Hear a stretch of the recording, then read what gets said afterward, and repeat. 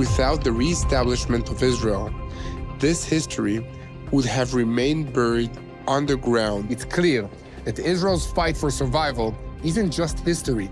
It's happening now. All of the various players in the Middle East have one thing in common. They all covet the Temple Mount in Jerusalem. Today, two Muslim holy sites, the al-Aqsa Mosque and the Dome of the Rock, stand atop it. But 2,000 years ago, the Temple Mount was home to the Second Temple, where Jesus taught and chased out the money changers.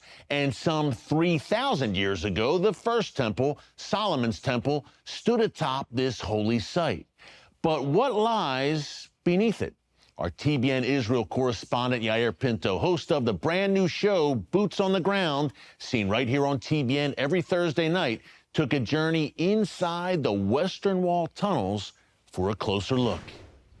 October 7, 2023 reminded the world of a brutal and unrelenting truth that Israel has faced for centuries. Forces in the Arab and Muslim world are determined to drive the Jewish people from this land. It began long before with one clear objective: to erase the Jewish presence from their ancestral homeland by any means necessary. For centuries, Muslims have claimed this land as their own, and the Temple Mount became a battleground. Both Jews and Arabs see this place as having great spiritual significance. But to be clear, Temple Mount has always been the holiest site for Jews, and al-Aqsa Mosque was built on top of the remains of the temple where the Ark of the Covenant resided. Regardless of all of this, as the keepers of Jerusalem, Israel has always recognized and respected the significance of the city and its holy sites, all Abrahamic religions. Since 1967, following the Six-Day War, when Israel reclaimed Jerusalem, Israel has maintained security control over the Temple Mount area. Under an arrangement called the status quo, Jews are restricted from praying on the Temple Mount, despite al-Aqsa Mosque being built on top of this holiest Jewish site. Instead, millions of Jews gather each year to pray at the Western Wall, the last remaining structure of the Second Temple. I'm meeting Yehuda Deutsch, a guide at the Western Wall Heritage Foundation, to explore thousands of years of history buried underground that finally has been revealed. For 1,000 years, during the First and the Second Temple period, Jews are living here. After the Roman destruction, the people are dispersed. And for 2,000 years, they yearn to come back. Now that we're in our homeland, as you could see, we're continuing the story. Up until recently, there was no Western Wall Plaza. After the Six-Day War, Jerusalem's municipality removed some of the houses to create the plaza. We're standing in this room right now, and what we're gonna do is approach the Western Wall and uncover the history of Jerusalem, of the Jewish people. The story began with the First Temple, constructed right here by King Solomon. The first one was destroyed by the Babylonians. The Second Temple, when it was first built, was modest. Hundreds of years later, Herod is going to take a small structure and make it into the largest religious compound in the world. A plaza the size of about 25 football fields. Wow. Huge. The structure has 4 walls: an eastern wall, a southern wall, a northern wall, and a western wall. The reason the Western Wall is so important, is so holy, it's because it's the closest wall to the Holy of Holies. The Western Wall extends approximately 105 feet from its foundation to its peak. Of this, about 43 feet lay below the current ground level of the old city. We're talking about 40 feet long, longer than a bus, 12 feet high, 14 feet deep. That's how thick the wall is, 600 tons. Crazy. That is the weight of 2 jumbo jets. The Romans stayed in Jerusalem after they destroyed the temple for hundreds of years. During that time, they rebuilt the city. They changed Jerusalem's name to Ilia Capitolina. They changed the name of the land of Israel to Palestine. It causes us a lot of problems today. Oh, of course, okay? By the way, yes. You know, let's say that there is a siren alarm for rockets. Are we safe in here? The safest. Yeah? Okay? No need to run for a bomb shelter? This is a nuclear shelter. And on that note, I'm struck by the realization that without the reestablishment of Israel, this history would have remained buried underground under al-Aqsa mosques as if it never existed. Which brings me back above ground to the present and the understanding that this war to erase Jewish presence from the land is an age-old, never-ending struggle. It's clear that Israel's fight for survival isn't just history. It's happening now. From the wars of 1948 and 1967 to today's battles against Hamas, Hezbollah, and Iran, Israel has always been a nation under siege, but it's also a nation of resilience, of hope, and of strength. So guys, please pray for Israel, pray for the peace of this land, and may God continue to protect the soldiers defending my state. Israel is not only the center of the world geographically, it's also at the very center of God's prophetic plan. It's a plan that's unfolding in real time before our very eyes. And Rabbi Kurt Schneider unpacks it in his great book, The Book of Revelation Decoded, your guide to understanding the end times through the eyes of the Hebrew prophets. Rabbi is also host of Discovering the Jewish Jesus, seen right here on TBN, and he joins us now. Rabbi, always great to see you. It seems that October 7th and its aftermath and what's happening in Israel right now have sent the prophetic time clock into overdrive, and you lay it out in your book.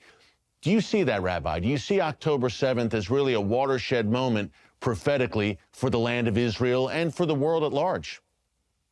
Well, there's obviously a big shift that's taking place, and people are choosing what side they're on, and the division is becoming very apparent. As you know so well, Eric, you've devoted your ministry and life to covering Israel and what's going on over there. But obviously, what we're experiencing now in light of what happened October 7th has completely changed most of our perception about the Middle East, about the importance of Israel. We're making a decision, I'm speaking to the world at large, as to whether they're siding with Israel, believe that God has a prophetic call on them, or whether they're looking at Israel as the enemy would want them to think, as some type of abrasive bully.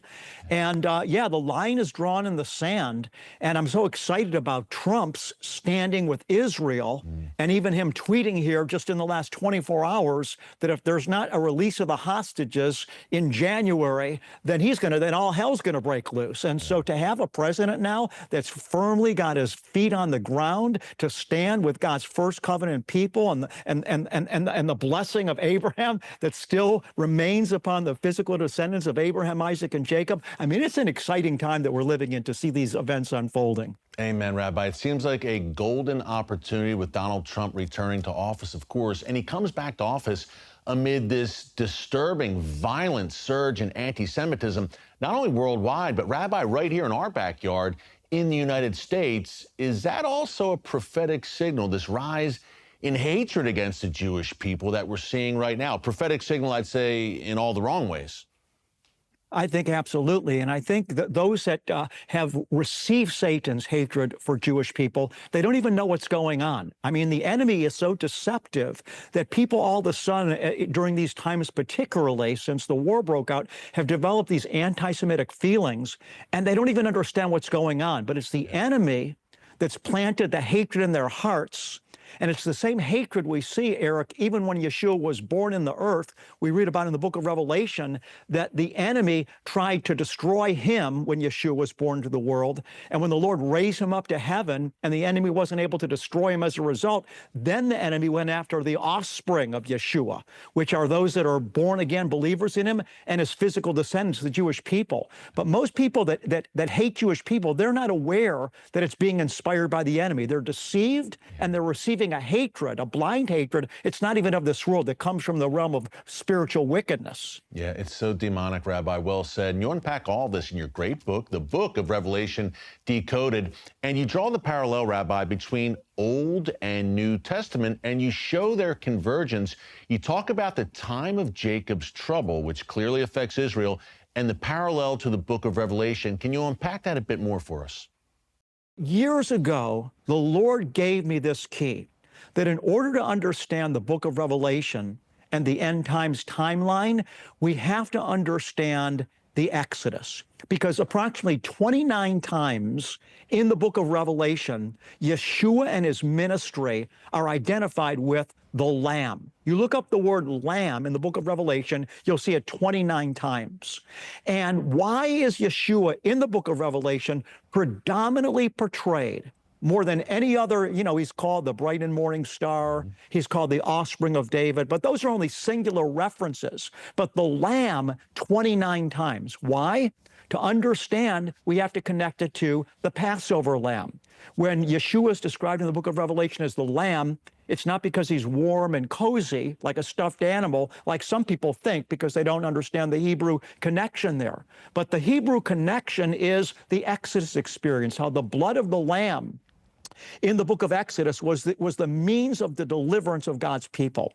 So when we understand the book of Revelation through the lens of the Exodus, what we find is this: Israel was in Egypt for the first 10 plagues.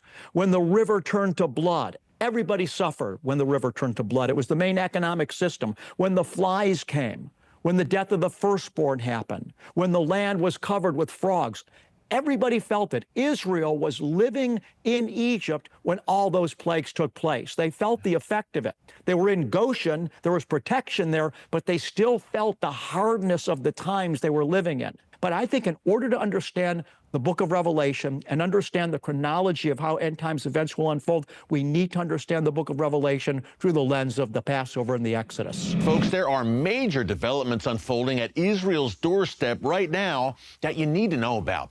After a few years of shaky status quo, the Syrian civil war has reignited with a vengeance. In recent days, Islamic jihadists with ties to al-Qaeda and the Muslim Brotherhood have mounted a major offensive, seizing the second largest city in Syria, Aleppo. Now, the main faction among these jihadi rebels is called Hayat Tahrir al-Sham. We'll call them HTS for short. HTS is recognized by the United States as a terrorist organization, and they want to turn Syria into an Islamic state ruled by Sharia law.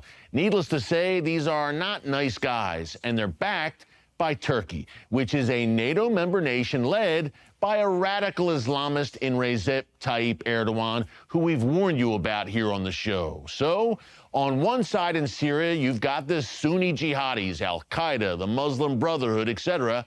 On the other side, you have the Iranian axis, Iran, Hezbollah, and the Syrian government of Bashar al-Assad, backed by Russian air power. Also, thousands of Iranian-backed fighters are crossing into Syria from Iraq as I speak. And these two evil factions are headed for a showdown in the very heart of Syria. They are two sides of the same rotten coin. No good guys here.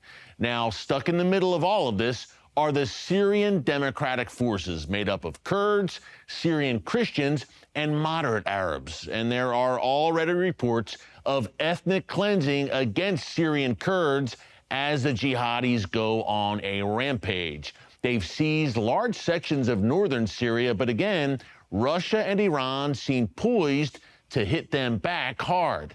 Meanwhile, the Biden administration and other feckless Western leaders are calling for de-escalation, but as usual, no one seems to be listening to them, and Joe Biden is pretty much the lamest of lame ducks in his final days in office. So, where should the United States stand in all of this?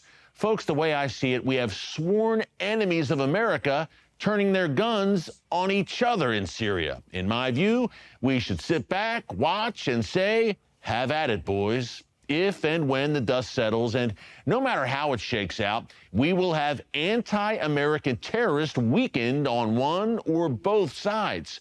As for Israel, in a strange way, its demolition of Hezbollah has made all of this possible.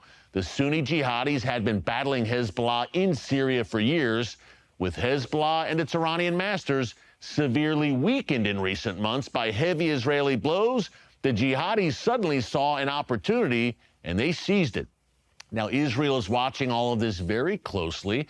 On one hand, Israel is delighted to see Iran, Assad, and Hezbollah suffer further losses. But on the other, Israel definitely does not want to see a new ISIS-style caliphate take hold in Syria at its northern doorstep. So it is a very precarious time, yet again, in the world's most precarious region. And folks, we need to be in prayer.